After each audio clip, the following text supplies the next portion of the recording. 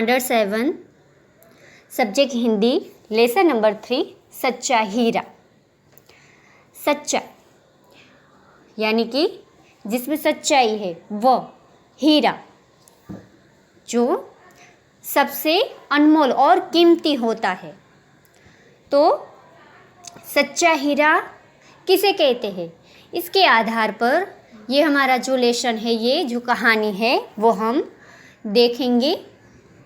प्रस्तुत कहानी में व्यक्ति के ज्ञान के साथ साथ उसके कर्म को भी महत्व दिया गया है कि अच्छा ज्ञान अच्छी बात है, लेकिन वह आचरण में नहीं है तो निरर्थक है। इस बात को रोचक तरीके से प्रस्तुत किया गया है। तो इस कहानी में है कि कई व्यक्ति मनुष्य में गुण सारे होते हैं, पर उनका वो आचरण जो होता है उसमें वो गुण का उपयोग नहीं करते। ज्ञान और आचरण समान होने चाहिए। उसके आधार पर ये जो लेसन है कि इसमें कुछ महिलाएं कुएं पर पानी भरने आती है और फिर उसमें से 4 स्त्रियां जो है वह कुएं की पास में ही बैठ जाती है और अपनी अपनी बातें करती, बातों बातों में अपने बेटों की प्रशंसा करने लगती है। एक पहली जो स्त्री है वह कहती है कि मेरा बेटा मधुर गाता है, वह सच्चा हीरा है। दूसरी स्त्री कहती है कि मेरा बेटा तो बहुत बलवान है, आधुनिक युग का वह भीम है। और तीसरी स्त्री कहती है कि मेरा बेटा तो बृहस्पति का अवतार है, वो जो कुछ भी पढ़ता है उससे सब कुछ याद रह जाता है। सभी ये तीनों स्त्रियां अपने अपने बेटे की प्रशंसा करती है कि मेरा बेटा ही वह सच्चा हीरा है। चौथी जो स्त्री होती है वह कुछ भी नहीं बोलती। उसे जब पूछते हैं कि तुम अपने बेटे के बारे में क्यों नहीं बता रही हो, तब वह कहती है कि मेरे बेटे में तो इनमें से कोई भी गुण नहीं है, वह सीधा साधा सरल बेटा है मेरा। फिर सब जब पानी भर के अपने अपने घर को लौट रही होती है तो इन तीनों स्त्रियों के बेटे जो है सब वहीं से गुजरते हैं, पर उनमें से किसी ने अपनी माँ से उसके मटके उठाने की बात नहीं की। पर जो चौथी स्त्री है जो वो कहती है कि मेरा बेटा तो सीधा सरल है, उसमें ये कोई भी गुण नहीं है। वही बेटा जब वहाँ से निकलता है तो वो अपनी माँ के पास से उसका मटका लेके खुद उसके घर पहुँचा आता है। तो इस प्रकार से बहुत सी सुंदर और सीख मिलती है कि कर्तव्य करने वाला व्यक्ति ही सच्चा हीरा है। चौथी स्त्री का जो बेटा है वह उसमें गाने के या बृहस्पति जैसा वो नहीं है या भीम जैसा भी नहीं है, पर उसमें गुण जो है वो वही सच्चा हीरा कहलाता है। तो हम लेसन देखते हैं टेक्स्ट बुक में पेज नंबर 14 पर। सूर्य अस्त हो रहा था। पक्षी चहचहाते हुए अपने अपने नीड़ की ओर जा रहे थे। सूर्य अस्त हो रहा था यानी कि शाम का समय है। पक्षी चहचहाते हैं, पक्षी की बोलने की आवाज़, उनका चहकना, अपने अपने नीड़ यानी कि उनका घोंसला। पक्षियों का जो घर को हम बोलते हैं घोंसला यानी नीड़। पक्षी भी अपने घर की ओर जा रहे थे। गांव की कुछ स्त्रियां पानी लेने के लिए घड़े लेकर कुएं की ओर चल पड़ी। पानी भरकर कुछ स्त्रियां तो अपने घरों को लौट गई, परंतु उनमें से 4 कुएं की पक्की जगह पर बैठकर आपस में इधर उधर की बातें करने लगी।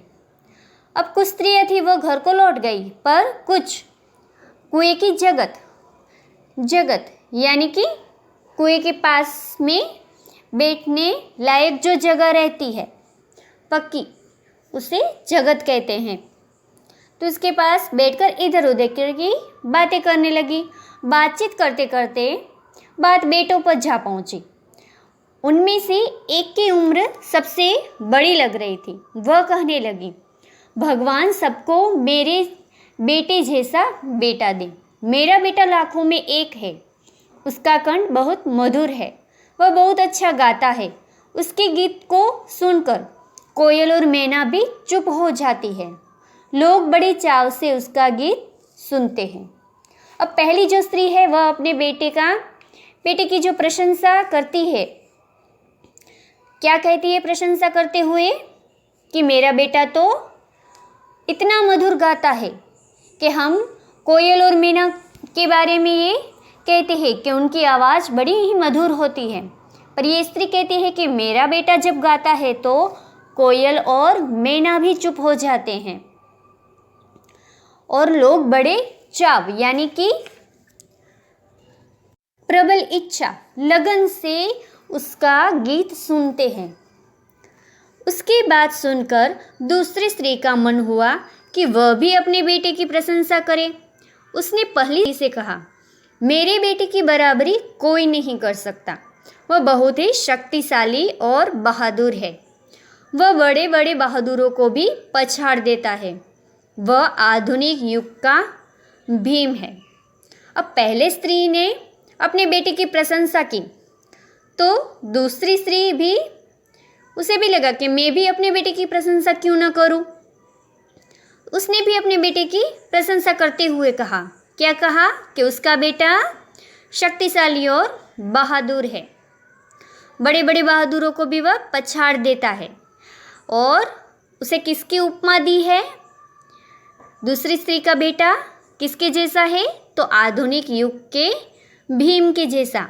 भीम यानी कौन था भीम?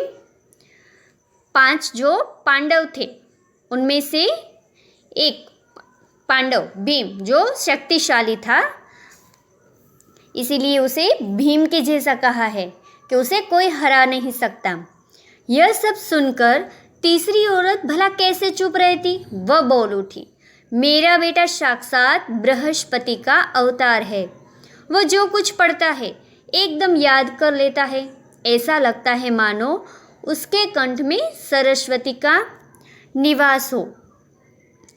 अब दोनों स्त्रियों ने अपने अपने बेटे की प्रशंसा की, तो तीसरी स्त्री भी क्यों चुप रहती? उसने भी अपने बेटे की प्रशंसा करते हुए कहा कि मेरा बेटा तो किसका अवतार है? बृहस्पति का। बृहस्पति यानी कि देवों के गुरु। तो देव भी जो होते हैं वो इतने पूजनीय होते हैं, तो गुरु तो उससे भी ज्ञानवान ही होंगे। इसलिए बृहस्पति कहा है कि और मानो उसके कंठ में सरस्वती का निवास हो। सरस्वती माँ जो विद्या की देवी कहलाती है, कि उसके कंठ में तो माँ सरस्वती का निवास है।